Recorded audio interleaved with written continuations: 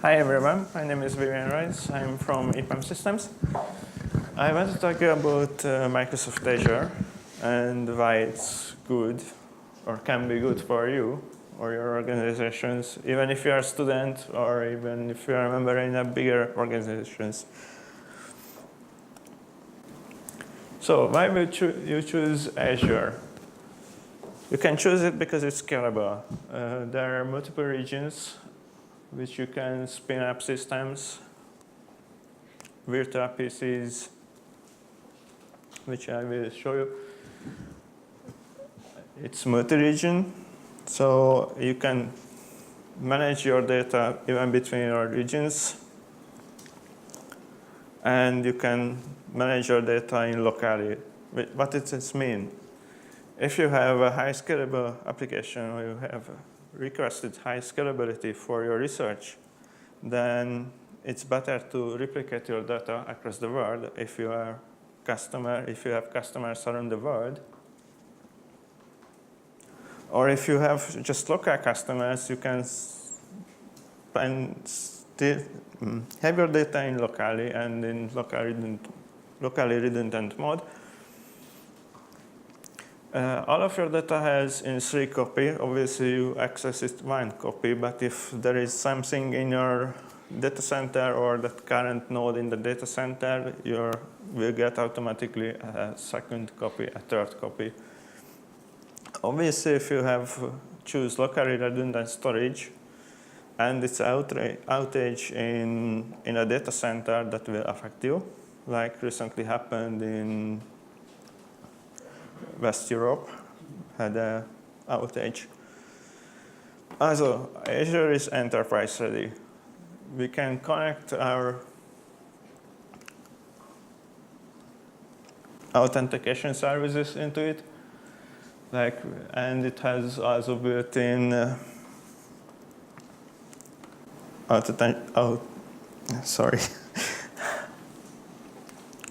Active Directory. So Azure Active Directory, it's working from the cloud and it can connect to your company PCs. And it's cost efficient if you're doing it well. You need resources, you spin up resources, use it. And if it's a virtual PC, when you doesn't need it, just stop them. Then they will be available for you when you need it. But you pay only for storage and not using the virtual PCs, so it's much more cost efficient. And obviously, doesn't only virtual PC offering. There is offering like storages, tables. If you plan ahead your resource requirements, then it can be way cheaper. In example, if you're using Linux virtual PCs and you plan ahead like 1 or 3 years, then you can save 70 or even 80% of the cost. Privacy. Azure is authenticated and for many compliance, even GDPR compliant, which is kind of a big thing recently.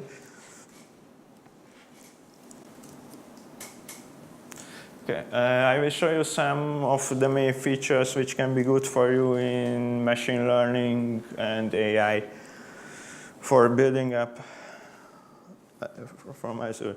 Let's start it. Every research needs storage. There are many ways of store our data, like blob, data lake store, disk, file.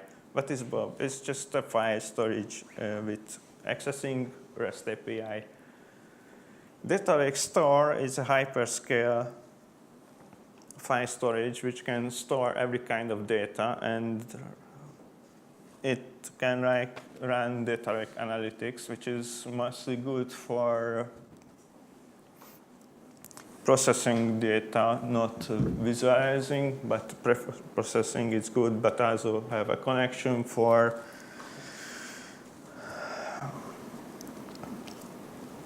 the cognitive services. disk. You can spin up more disks for your virtual PCs, and these can be SSDs or hard drives.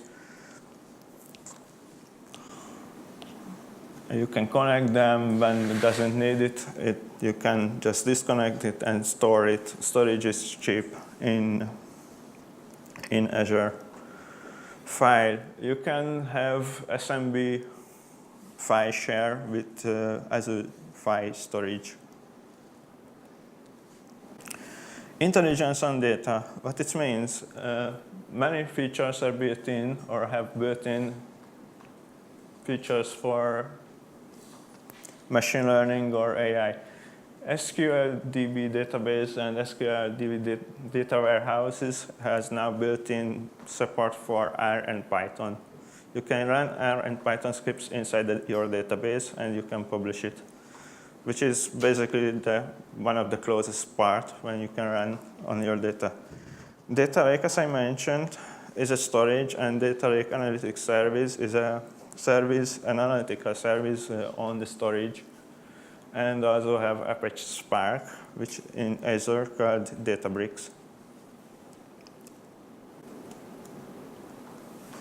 Notebooks. Jupyter Notebooks in the cloud. This is currently in preview mode, but it's working. You can connect external Azure resources into it, and you can run R, Python, F# scripts. I will show in the demo. AI services. These are pre-trained AI services like cognitive services and the conversational AI, which is bot framework. I would like to show you a quick video about it.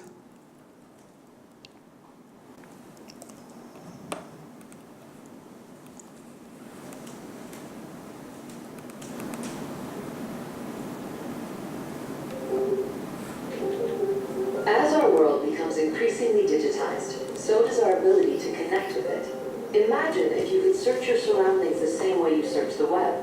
Using existing cameras and advances in AI, we can now find things and people in the real world in real time and take action to improve safety and well-being.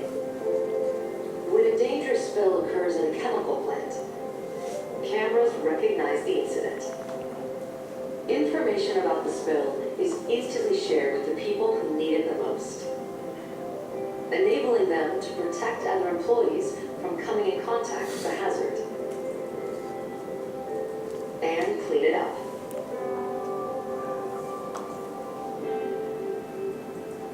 This technology can also help keep people safer in hospitals. Patients recovering from heart surgery are limited to how much they should exert themselves. When someone exceeds the prescribed level of activity, a nurse is alerted. What's more, the location of the closest wheelchair is identified, so that the nurse can quickly get the patient seated and safe. This technology is also useful in an environment like a construction site, where people who need specialized tools are spread out, sometimes across multiple floors. Using cameras already in place, this technology can identify a specific tool, as well as the closest authorized person who can deliver it, saving everyone time and keeping the workflow moving. The digital and physical worlds are coming together to help make everyone more safe, secure, and productive. And we're bringing the edge of Microsoft's cloud to any device. Okay.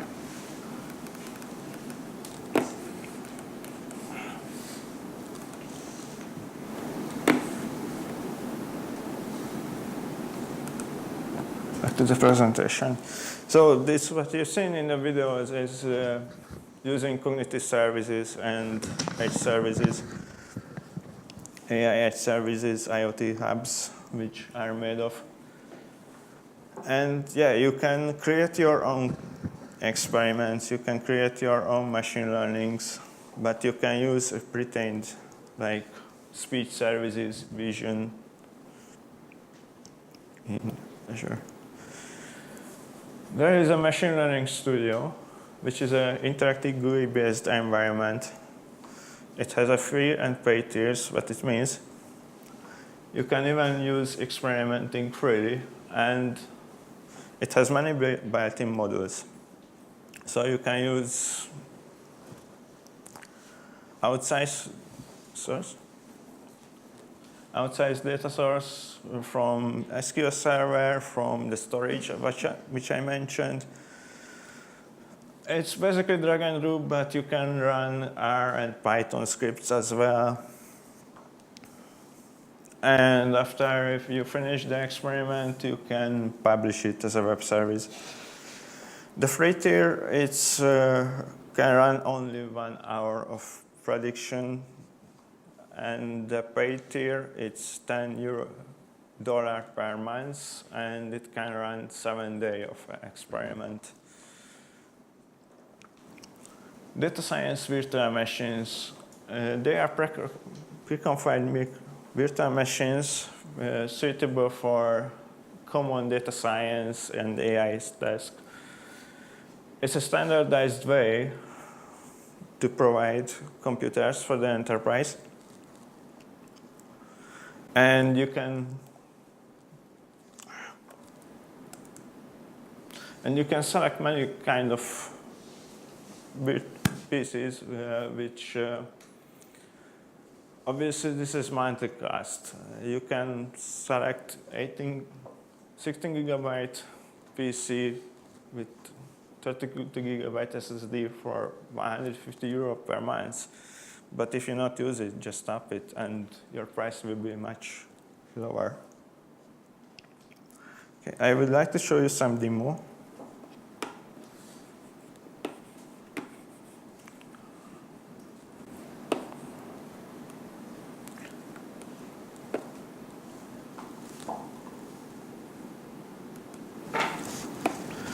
This is Microsoft Azure notebooks, which can use. You can run interactive scripts. Like it is a script about the daemon dataset in tidyverse. I don't know, probably many of you know it. You can load the packages, you can connect them, visualize the head, and run the experiment.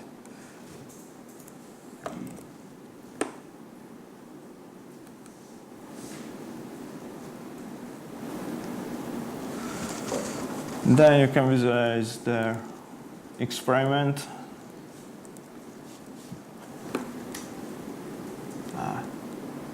Okay.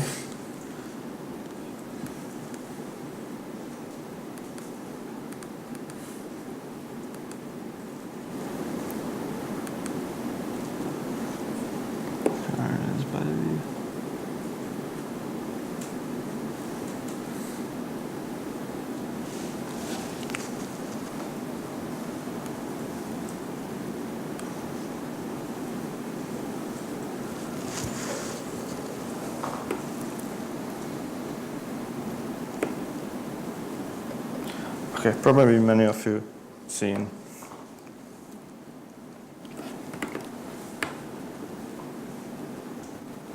The Python books.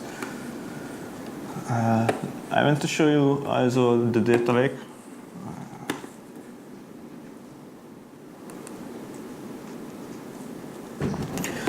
You can upload files. You can upload files with easier tools like command line, which it doesn't seem.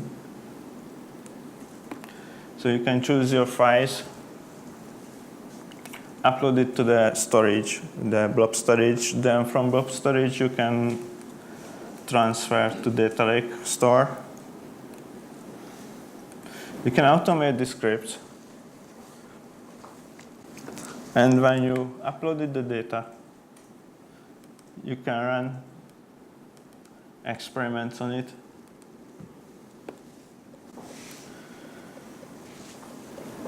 As I mentioned, data lake is good for pre-cleaning data. And if I send it a job, this is a small job, but you can spin up multiple nodes for it.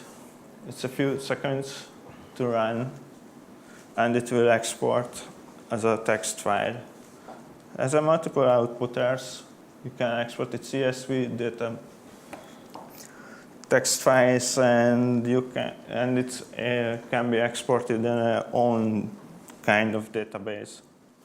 It's called Polybase. Till it's running, I want to show you, because I'm short in time,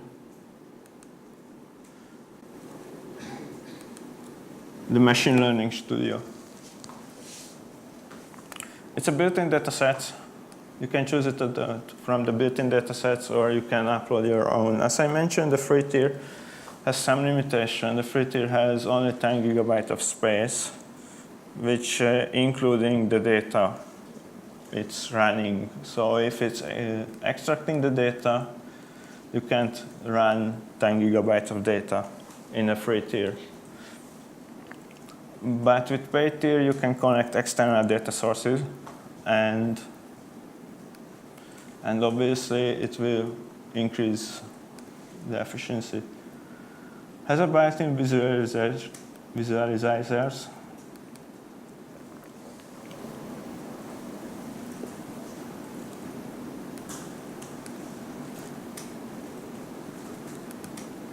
Built-in models, multiple ways to train the model, score the model, multiple built-in type of machine learning tasks. It has vision, and if you're done, you can set up a predictive experiment, and from the predictive experiment, it can be deployed as a web service. And from the web service, it can easily be called from outside systems.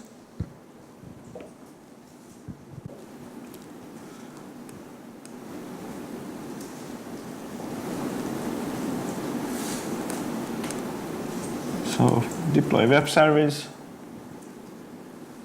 Before we can deploy it, we need to run.